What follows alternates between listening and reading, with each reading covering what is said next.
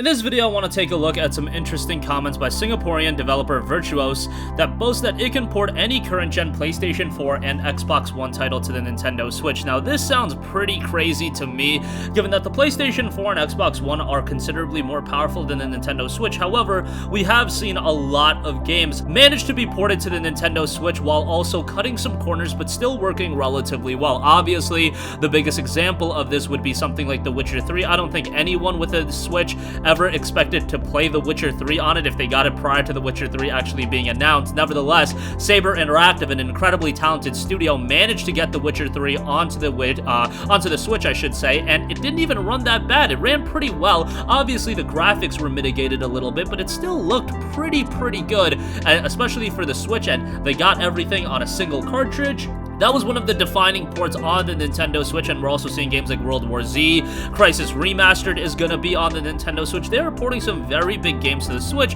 and now the studio behind the Switch versions of Dark Souls Remastered, LA Noire, and the upcoming The Outer Worlds, BioShock The Collection, and XCOM 2 recently talked to Nintendo's website, Nintendo Life, about bringing the XCOM series to Nintendo's platform, and made a rather bold claim about its ability to bring current-gen titles to the Switch, noting, "When we discuss any Switch project with our partners, the first step is to figure out what their expectations are for the game." Senior producer Zhang Chengwei said when asked about the evaluation process of bringing certain titles to the Switch, "How do they envision the finished product? It's not just about timelines or budgets, but more about achieving the game quality they want for the game they know and love." So we start by taking them through all the areas they need to consider for a great Switch game. How do they make the most of the best Switch features? The producer continued, "The next step is what we call virtuous solution. We propose the best solutions for how to fully use the Switch's best features and really make the game shine, not just as a game, but specifically as a Switch game. Off the back of our work on Starlink Battle for Atlas, Dark Souls Remastered, The Outer Worlds, and the coming XCOM 2, we now have no doubt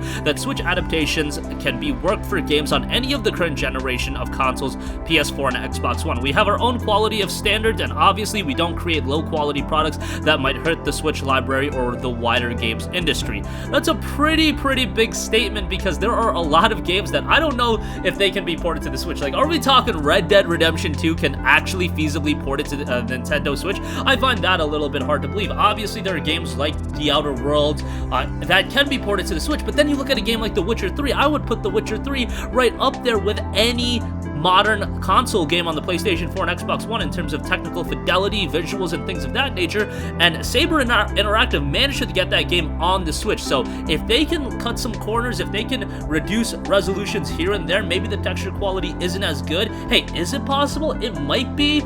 But then I think about all those games that on the PS4 and Xbox One, they already run rather poorly. Now you're talking about running them on the Nintendo Switch? I don't know. To me, that just comes across a little bit unlikely, but we've seen crazier, and especially with The Witcher 3, I really think anything is on the table. Really interested to hear what you guys think about this, so definitely sound off in the comment section down below. That's going to conclude this video. Thank you for watching, and goodbye.